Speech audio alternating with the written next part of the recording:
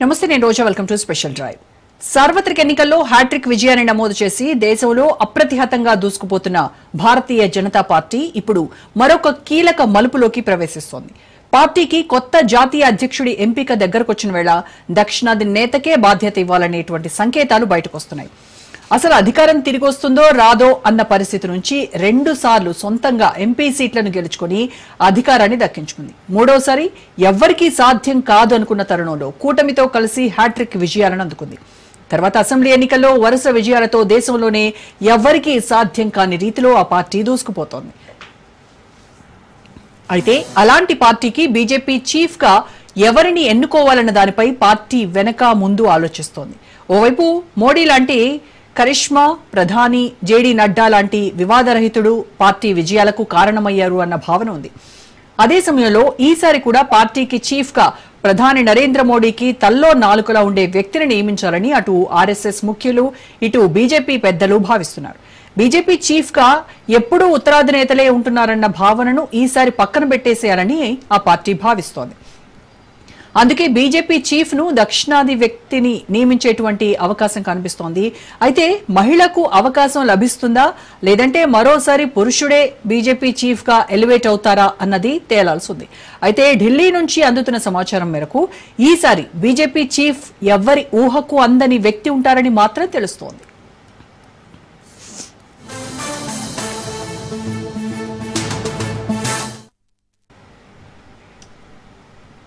Bharatiya Janata party state అధ్యక్షుల ఎన్నిక పూర్తవడంతో JP Nadda స్థానంలో కాషాయ పార్టీ కొత్త జాతీయ అధ్యక్షుడిని ఎన్నుకునే ప్రక్రియను వేగవంతం చేసింది. గతేడాది అంతర్గత ఎన్నికలు ప్రారంభమైనప్పటి నుంచి పార్టీ 10 కొత్త రాష్ట్రాల అధ్యక్షులను ఎన్నుకుంది. 28 రాష్ట్రాలు, కేంద్రపాలిత ప్రాంతాలకు ఎన్నికలు నిర్వహించింది. కేంద్ర ఆరోగ్య మంత్రి నడ్డా 2020 నుంచి పార్టీ జాతీయ అధ్యక్ష పదవిని నిర్వహిస్తూ వస్తున్నారు. ఆయన పదవీ కాలం 2023లో ముగిసింది. కానీ బీజేపీ దానిని 2024 వరకు పొడిగించింది. ఇలా చేయడం ద్వారా నడ్డా లోక్సభ ఎన్నికల సమయంలో పార్టీని ముందుకు నడిపించారు. ఉత్తరప్రదేశ్, గుజరాత్, కర్ణాటక, ఢిల్లీ, హర్యానా వంటి కీలక రాష్ట్రాల్లో ఎన్నికల్లో పార్టీ విజయం సాధించింది. బీజేపీ కొత్త అధ్యక్షుడి గురించి సస్పెన్స్ పెరుగుతున్న కొద్దీ పార్టీ అత్యున్నత పదవికి మహిళా నాయకురాల్ని ఎంపిక చేయొచ్చు అనేటువంటి ప్రచారం జరుగుతోంది. ఈ పదవికి కేంద్ర ఆర్థిక మంత్రి నిర్మలా సీతారామన్ టాప్ కంటెండర్ గా నిలిచారు. దక్షిణాదికి చెందిన మరికొందరి పేర్లు కూడా పరిశీలనలో ఉన్నట్టు తెలుస్తోంది. వానతి శ్రీనివాసన్, తమిళిసై సౌందర్యరాజన్తో సహా పలువురు పేర్లు చర్చకొచ్చాయి. స్మృతి ఇరానీ పేరు కూడా పరిశీలనలో ఉన్నట్టు ప్రచారం జరుగుతున్నా ఆమె ఉత్తరాది కావడంతో ఆమెకు అవకాశం అంతంత మాత్రమేనన్న అభిప్రాయం ఉంది.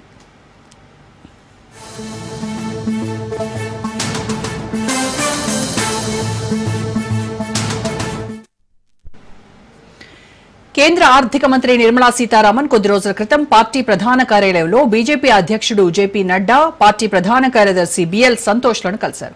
దీంతో నిర్మలా సీతారామన్ కు అవకాశం కన్ఫర్మ్ అంటూ పెద్ద ఎత్తున ప్రచారం జరిగింది. కేబినెట్ మంత్రిగా అనుభవం ఉండటంతో ఆమె పార్టీని పర్ఫెక్ట్ గా నడపగలరు అన్న భావన ఉంది. సీతారామన్ కు దక్షిణాదితో అనుబంధం అడ్వాంటేజ్ అన్నటువంటి ఫీలింగ్ ఉంది.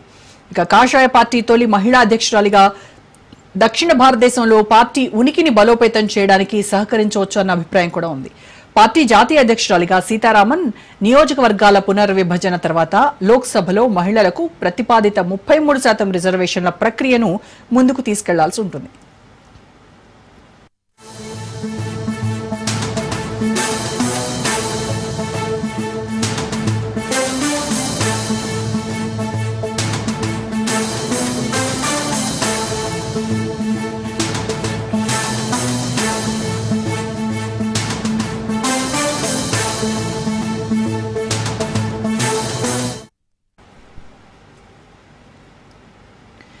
నిర్మలా సీతారామన్ ప్రస్తుతం రాజ్యసభ సభ్యురాలుగా ఉన్నారు. ఆమె ఎప్పుడూ ఎన్నికల్లో గెలవలేదు. ఆర్థిక మంత్రి కావడానికి ముందు సీతారామన్ దేశ రక్షణ మంత్రిగా వ్యవహరించారు. ప్రధానమంత్రి నరేంద్ర మోడీ నేతృత్వంలోని కేంద్ర మంత్రివర్గంలో బీజేపీ ముఖ్య నేతల్లో ఆమె ఒకరు. ఇక శ్రీనివాసన్ తమిళనాడుకు చెందిన న్యాయవాది. తమిళనాడుకు చెందిన వానతి శ్రీనివాసన్ ప్రస్తుతం బీజేపీ మహిళా మోర్చా జాతీయ అధ్యక్షురాలిగా ఉన్నారు. ఆమె 1993 నుంచి పార్టీలో ఉన్నారు. 2022లో బీజేపీ కేంద్ర ఎన్నికల కమిటీ సభ్యురాలిగా ఎన్నికయ్యారు. 2021లో ఆమె కోయంబత్తూర్ సౌత్ అసెంబ్లీ స్థానం నుంచి మక్కల్ నీధి మయ్యం వ్యవస్థాపకుడు నటుడు కమల్ హాసన్ ను ఓడించారు. వృత్తిపరంగా న్యాయవాది అయిన వానతి బీజేపీలో రాష్ట్ర కార్యదర్శి, ప్రధాన కార్యదర్శి, తమిళనాడు పార్టీ యూనిట్ ఉపాధ్యక్షుడితో సహా అనేక పదవులను నిర్వహించారు. ఇక తెలంగాణ మాజీ governor, Tamil Nadu senior politician Tamilisai Soundararajan కూడా రేస్లో ఉన్నట్టు తెలుస్తోంది. ఆమెకు అటు ప్రధాని మోడీ, ఇటు ఆర్ఎస్ఎస్ పెద్దలతోనూ ర్యాపో ఉంది.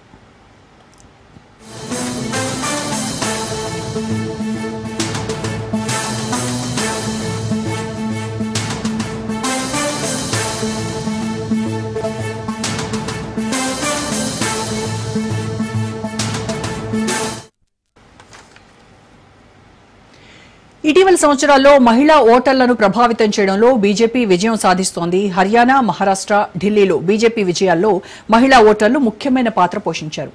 లోక్సభ, రాష్ట్ర శాసనసభల్లో మహిళలకు 33% రిజర్వేషన్లు కోరుతూ మహిళా రిజర్వేషన్ బిల్లును 2023లో పార్లమెంటు ఉభయ సభల్లో ఆమోదించేలా కూడా పార్టీ నిర్ధారించింది. పార్టీ అధ్యక్షురాలిగా మహిళా నియామకం ఓటర్లకు సరైన సందేశాన్ని పంపగలదని భావిస్తున్నారు. బీజేపీకి మహిళా అధ్యక్షురాలిని నియమించాలనేటువంటి ఆలోచనకు రాష్ట్రీయ స్వయం సేవక్ సంఘ్ ఆమోదం తెలిపింది. 2024 లోక్సభ ఎన్నికలకు ముందు అభిప్రాయ భేదాల నడుమ బీజేపీ, ఆర్ఎస్ఎస్ ఒకే మాట మీద నిలబడాలన్న ఆలోచనలో ఉన్నట్టు తెలుస్తోంది.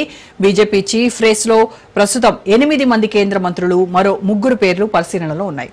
కేంద్ర మంత్రులు ధర్మేంద్ర ప్రధాన్, మనోహర్ లాల్ ఖట్టర్, భూపేందర్ యాదవ్, శివరాజ్ సింగ్ చౌహాన్, అర్జున్ రామ్ మేఘ్వాల్, ప్రహ్లాద్ జోషి, నితిన్ గడ్కరీ, కిషన్ రెడ్డిలు కాషాయ పార్టీ అధ్యక్ష రేసులో ఉన్నారు. ఇక మహిళా లిస్టులో చూస్తే కేంద్ర మంత్రి నిర్మలా సీతారామన్, తమిళనాడు బీజేపీ నేత వానతి శ్రీనివాసన్, తెలంగాణ మాజీ గవర్నర్ తమిళిసైతో సహా పలువురు పేర్లు వినిపిస్తూ ఉన్నాయి. జూలై 21 నుంచి ఆగస్టు 12 వరకు జరగనున్నటువంటి వర్షాకాల సమావేశాలు ప్రారంభమయ్యే ముందు కొత్త పార్టీ అధ్యక్షుడిని ఎన్నుకోవడం ఖాయమని పార్టీ వర్గాలు చెప్పాయి. సో బీజేపీ జాతీయ అధ్యక్ష పదవి ఎవరిని వరించబోతోంది, ఎవరికి ఎక్కువగా ఛాన్సెస్ ఉన్నటువంటి విషయంపై మాట్లాడదాం. ప్రముఖ రాజకీయ సామాజిక విశ్లేషకులు పెంటపాటి పుల్లారావు గారు మనతో జాయిన్ అవుతున్నారు. నమస్కారం అండి. సో పుల్లారావు గారు, జాతీయ అధ్యక్ష రేసులో చూస్తే చాలా మంది పేర్లు వినిపిస్తున్నాయి. ఈసారి మహిళా మణులు ఖచ్చితంగా బీజేపీ అధ్యక్ష పదవి చేపడతారు అనేటువంటి అంచనాలు కూడా భారీగా ఉన్నాయి.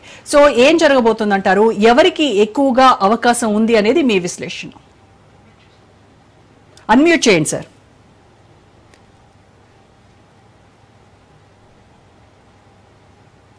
తప్పకుండా మహిళకి ఇస్తారు అని ఎంత శబ్దం అవ్వాక ఇవ్వకుండా ఉండరు, ఇస్తారు. తర్వాత మగవాళ్ళు కూడా అవుట్ స్టాండింగ్ పర్సన్ ఎవరు కనపడట్లేదు కదా. Amit Shah out standing, Rajnath Singh out standing, Nadda కూడా చాలా బాగా చేశారు. గడ్కరీ ఆ టైంలో ప్రెసిడెంట్ బీజేపీ చేశాడు, కానీ ఆ రోడ్లు గిడ్లు వదిలి రావటం ఇష్టం లేదు ఆయనకి. ప్రెసిడెంట్ బీజేపీకి అంత సక్సెస్ఫుల్ కాదు గడ్కరీ. ఎవరు రావటానికి రెడీగా లేరు. సో ఇవన్నీ చూస్తే మహిళకి ఇస్తారు. తర్వాత పెద్ద పబ్లిసిటీ కూడా వస్తుంది కదా, మహిళకి ఇచ్చామని. సో ఇస్తారు మహిళకి. అది కొంచెం ట్రెండ్ సెట్టింగ్గా ఉంటుంది.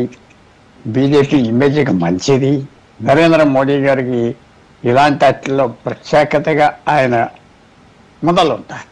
ఒక మహిళా ట్రైబల్ ప్రెసిడెంట్ అని చేశారు, ఉత్తరప్రదేశ్ నుంచి దళిత్ ప్రెసిడెంట్ అని చేశారు రాష్ట్రపతి. మనం చాలా వరకు 99% మహిళయే అవుతుంది. అది కూడా దక్షిణాది సంబంధించినటువంటి మహిళా నేతకే ఇవ్వబోతున్నారు అనేటువంటిది కూడా చాలా ప్రచారం జరుగుతుంది. అంటే ఇప్పుడు ఉత్తరాదిలో కూడా డెఫినెట్ ఉన్నారు కదా మహిళా లీడర్స్.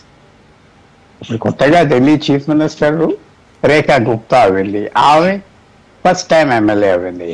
ఆ మొదలు కోఆపరేటర్ గానే ఉన్నారు. ఆమె నేషనల్ ఎక్స్పీరియన్స్ ఏమున్నది.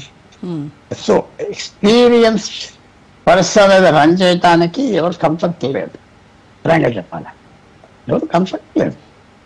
అది అంత ఈజీ కాదు. ఊరికనే ఏదో మహిళకి ఇచ్చేసామని మహిళ చేసుకుంటారు, పక్కన మేము అందరం ఉన్నాం కదా అని చెప్పుకోవటానికి.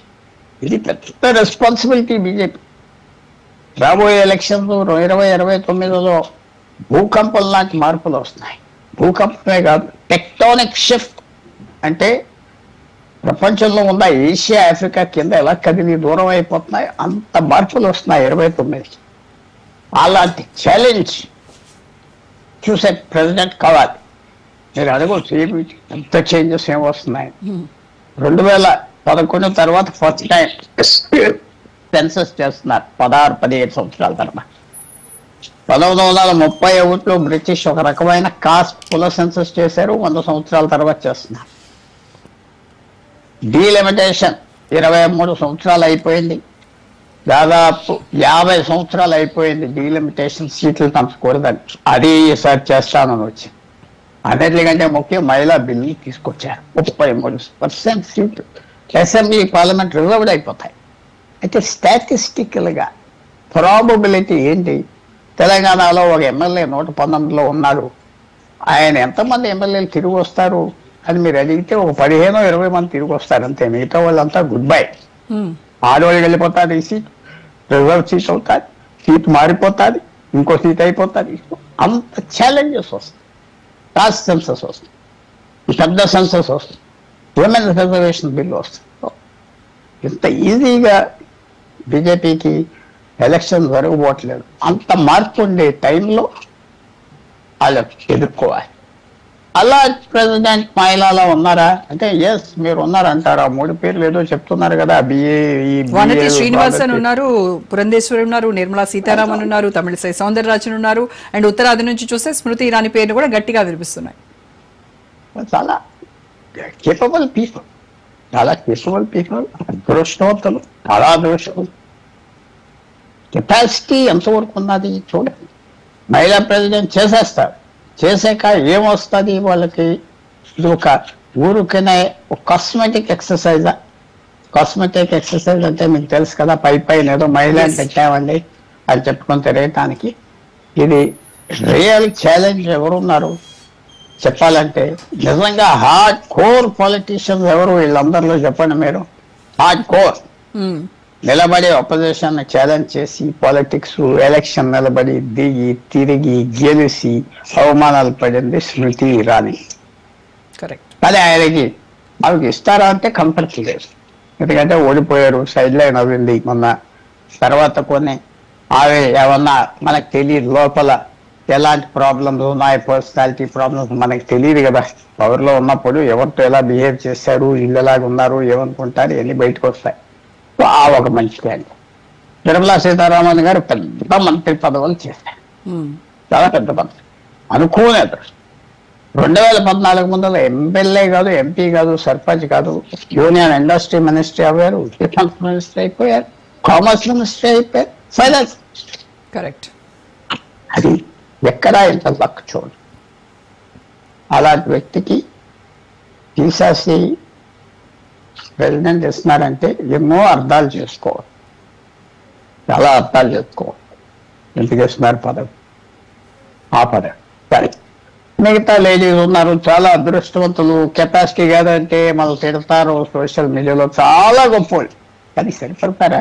నట్టా సరిపడ్డాడు అని చెప్పాలంటే. చిన్న రాష్ట్రం నుంచి వచ్చాడు, హిమాచల్ ప్రదేశ్, బట్ చాలా కేపబుల్గా మేనేజ్ చేశాడు. లాయల్టీ ఉన్న వాళ్ళకి ఇచ్చాడు, మాట ఇచ్చిన వాళ్ళు ఇతర పార్టీల నుంచి వస్తే వాళ్ళు రక్షించాడు, పాలిటిక్స్ యాంటిసిపేట్ చేశాడు, ఎనర్జెటిక్ గా ఉన్నాడు. కొంచెం చాలా అమిత్ షా తర్వాత ఒక గొప్ప ప్రెసిడెంట్, ఎలక్షన్ రన్ చేయగలరు, క్యాండిడేట్ సెలెక్ట్ చేయగలరు, అవన్నీ వచ్చినాయి నడ్డాకి. అలాంటి వ్యక్తి పుట్టి ఖాళీ చేస్తున్నప్పుడు ఎవరు వచ్చి కూర్చుంటారు? సింబాలిక్ అంటే ఆడవాళ్ళకి ఇచ్చాం కదండి అని చెప్తాను.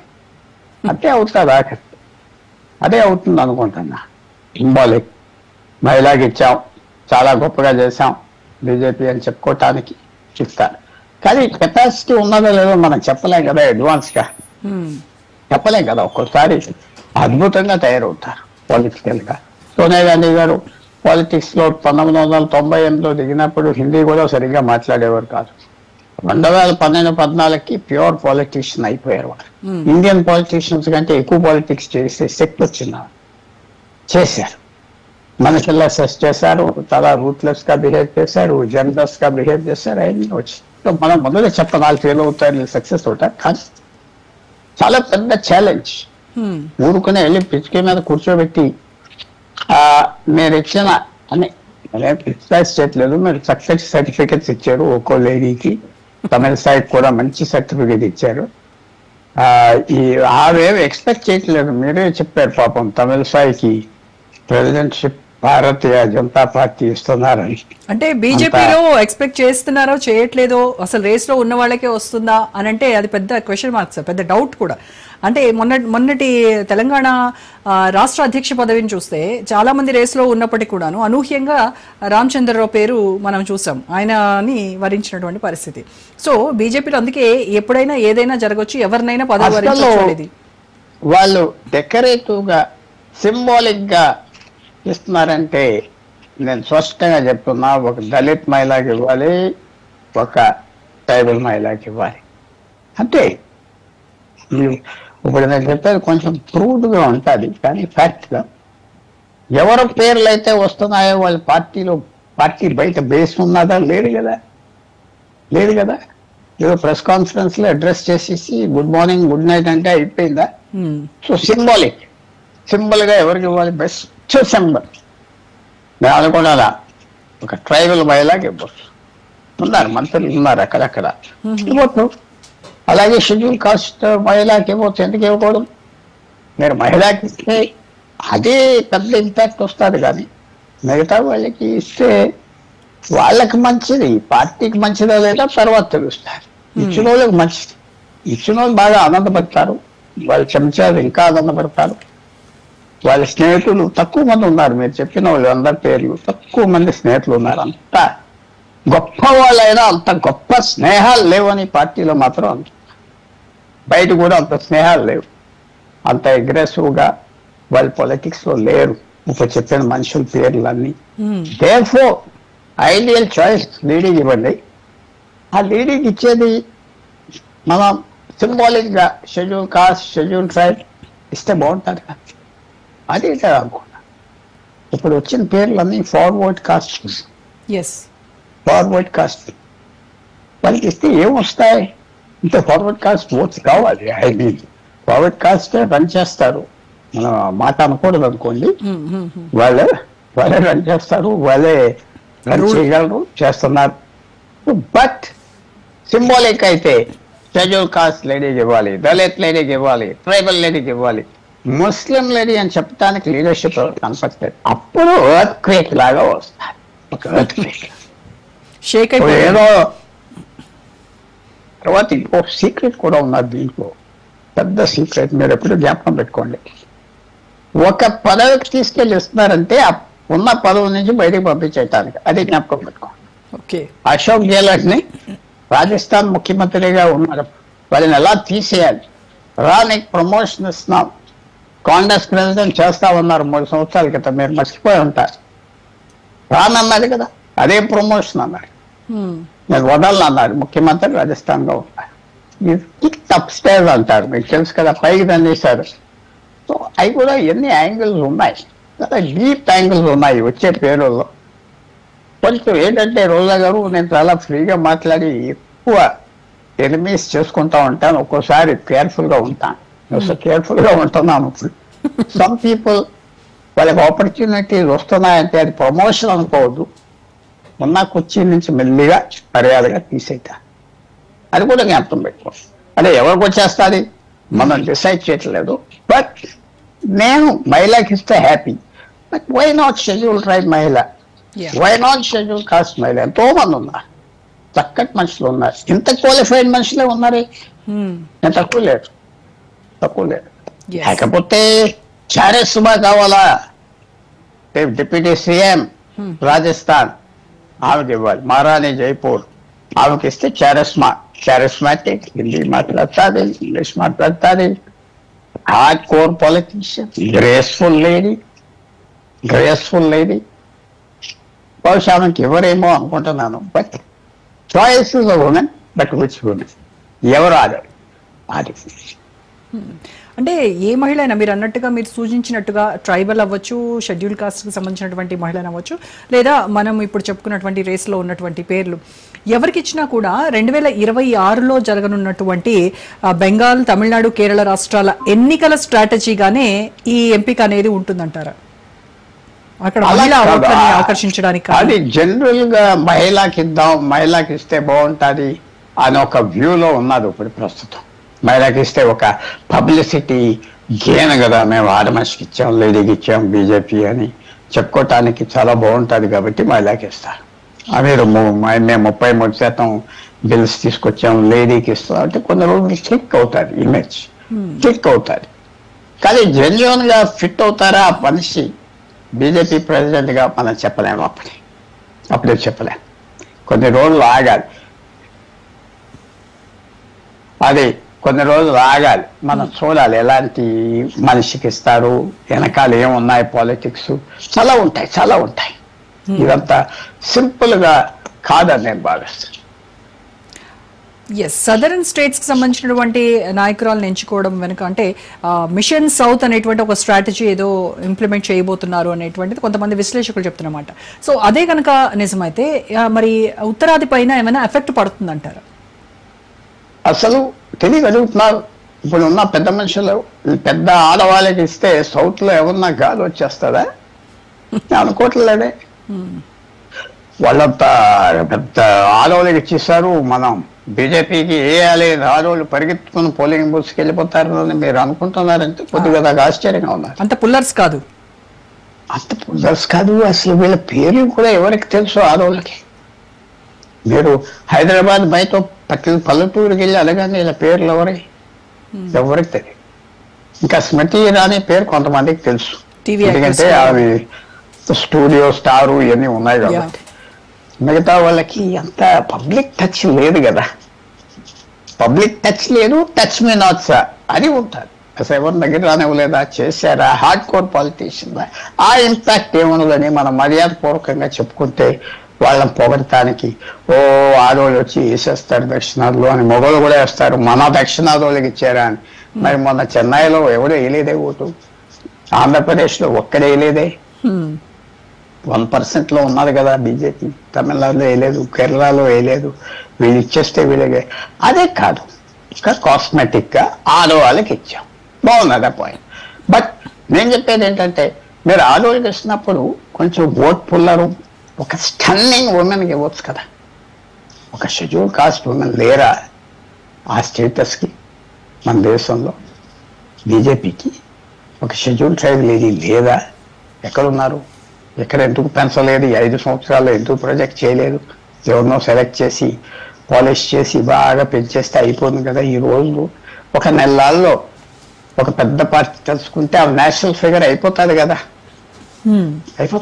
అంత ఈజీగా పూర్వం ఎవరో నువ్వు తెలియదు అనుకోవటానికి ఇక టక 2 వారాల్లో నేషనల్ ఫిగర్ అయిపోతారు. అది చేయలేదు బీజేపీ. సో నేను అనుకుంటున్నా బీజేపీ కూడా లేడీకి ఇద్దాం, తర్వాత అక్కడ ఉన్న గ్రూప్స్ అక్కడ ఉన్న లాబీస్ కూడా పనిచేస్తాయి కదా. ఇప్పుడు ఎంత రామచంద్రుడు రామ్ అనే ఆయన కోర్టులో దసరా ఇక్కడ అయోధ్యలో ఉన్నప్పుడు అక్కడ కూడా గ్రూప్స్ ఉండేవి కదా. పాలిటిక్స్ తప్పవు కదా. ఎంత పెద్ద మహారాజా అయినా పాండవ్స్ పక్కన గ్రూప్స్ ఉండే, రాముడి పక్కన గ్రూప్స్ ఉండే, ఇక్కడ కూడా గ్రూప్స్ ఉంటాయి. ఎవరిని ప్రొజెక్ట్ చేస్తున్నారో చూడాలి. దీంట్లో చాలా మంది ఇళ్ళ ప్రొజెక్ట్ చేస్తున్నారు. కులాల వారీగా అనుకోండి, పాపం ప్రాంతాల వారీగా అనుకోండి, సొంతానికి అనుకోండి, మన మనిషి అవుతే మనకు మంచిది కదా అని ఏదో పనులు చేసుకోవచ్చు, తినేయచ్చు అని ఉంటుంది కదా పాలిటీషియన్స్. సో ఇది ఆ లెక్కలో చూస్తే మహిళ సక్సెస్ఫుల్. బట్ వెళ్ళిపోయి సౌత్ ఇండియా వచ్చి తిరిగేస్తే ఓట్లేస్తారని మరి నేను అనుకోవట్లేదు.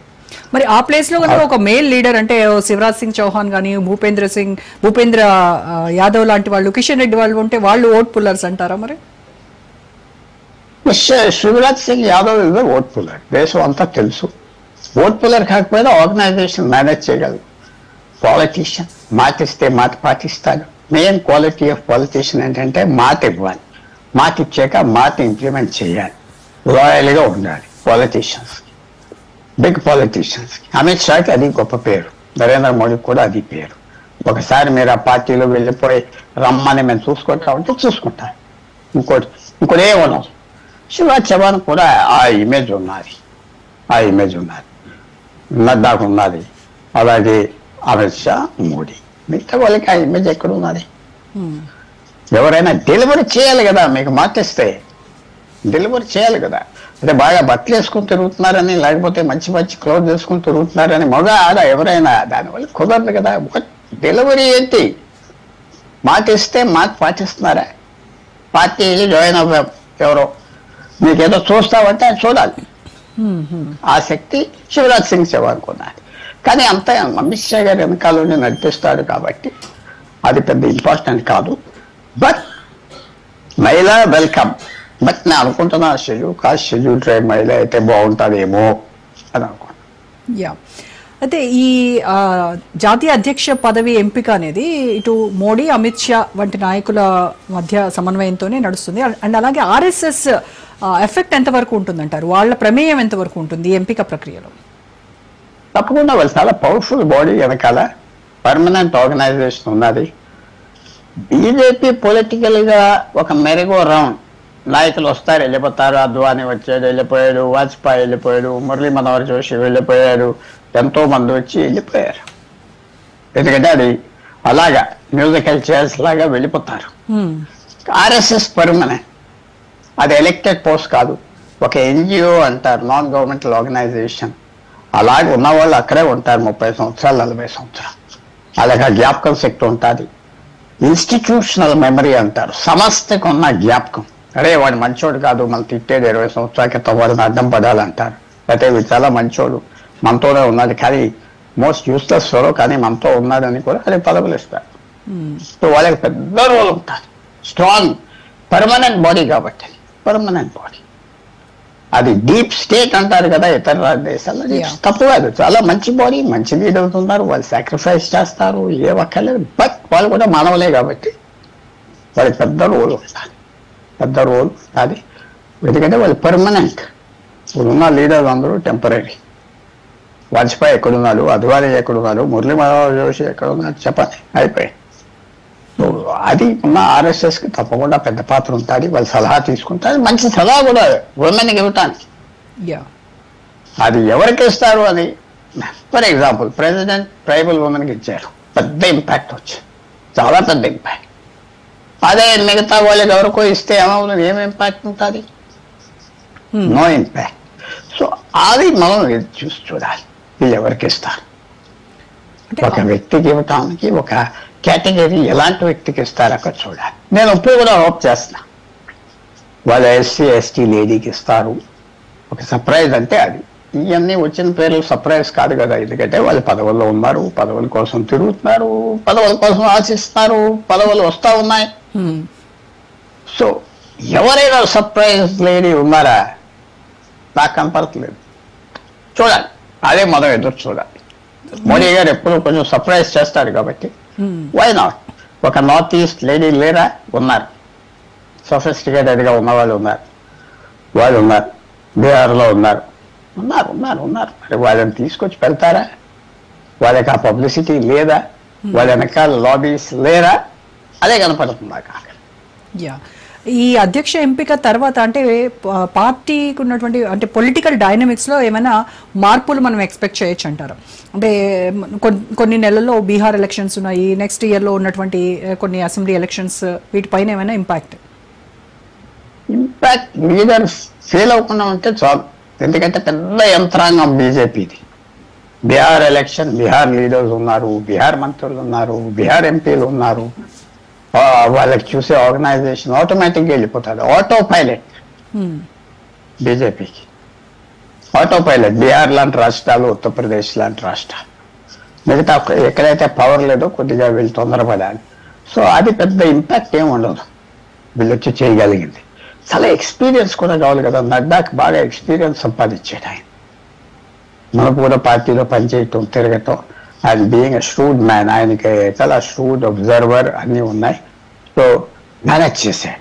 ఇప్పుడు చూడాలి, కొత్త వాళ్ళు వస్తే వాళ్ళు ఏమైనా కాంట్రిబ్యూట్ చేస్తారా, ఊరికినా తిరుగుతూ ఉంటారా, కొన్ని నెలల్లో తెలిసిపోతాది, చాలా ఈజీగా తెలిసిపోతాయి. ఎందుకంటే వాళ్ళ ఎలాంటి వాళ్ళు ఏం చేస్తున్నారు, ఊరికినా మాటలు చెప్పి తిరుగుతున్నారా, అది రాదా, ఇవన్నీ బయటకు వచ్చేస్తాయండి, ఏం దాచుకోలేరు. అంటే ఆర్ఎస్ఎస్ ఇన్వాల్వ్మెంట్ ఉంటుంది, ఖచ్చితంగా కీలకంగానే ఉంటుంది అని అంటున్నారు కదా. అంటే వాళ్ళు చూసేటువంటి అభ్యర్థికి కూడా ఏమైనా ఆర్ఎస్ఎస్ మూలాలు, ఆర్ఎస్ఎస్ భావజాలాలు ఉన్నటువంటి వ్యక్తి అనే ఏమైనా కొంత అటువైపు బ్యాలెన్స్ చూస్తారంటారు? తప్పకుండా చూస్తారు. తర్వాత వాళ్ళు కూడా ఒక ఫేర్ గా చెప్పాలంటే వాళ్ళు కూడా మంచి క్యాండిడేట్స్ ముందర తీసుకొచ్చారు కదా. ఒప్పుకున్నారు కదా. రామ్నాథ్ కోవింద్, లేకపోతే ఇప్పుడు ఉన్న ప్రెసిడెంట్ గారు ముర్ము గారు, వీళ్ళందరినీ వాళ్ళు కూడా చెయ్యి ఉన్నారు కదా, కాదంతం తప్పది. వాళ్ళు కూడా వాళ్ళని పోషించారు, పెంచారు, లిఫ్ట్ ఇచ్చారు. RSS వాళ్ళకి కూడా పెద్ద ఎక్స్పీరియన్స్ ఉన్నది. కానీ ఇప్పుడు ప్రెసిడెంట్ ఎవరు సెలెక్ట్ చేస్తారు, ఎవరిని పెడతారు? ఆడవాళ్ళు అనగానే పర్వాలేదు, మంచి చాయిస్. ఎవరు, అది మోర్ ఇంపార్టెంట్. కాంట్రిబ్యూట్ చేసే వ్యక్తి వస్తారా లేదా, అది మోర్ ఇంపార్టెంట్. యా, సో మీరు అన్నట్టుగా ఇది వీళ్ళకి సర్ప్రైజ్ ఉంటుందా లేదంటే నిజంగానే మనకి సర్ప్రైజ్ ఉంటుందా అనేది let's wait and watch. Yeah, thank you so much. మనకి సర్ప్రైజ్ అవ్వాలనే మనం కోరుదాం. డెఫినెట్లీ. అండ్ మీరు కోరుకుంటున్నట్టుగా ఏ షెడ్యూల్డ్ కాస్ట్ ట్రైబల్ లేడీకి ఇవ్వాలనేది కూడా చాలా మంచి ఆలోచన. ఆ రకంగా ఏమైనా వాళ్ళకి ఉపయోగం, దేశం అంతా తిరగొచ్చు. కరెక్ట్, డప్పులు వేసుకుని తిరగొచ్చు. చేస్తారా లేదా చూడండి.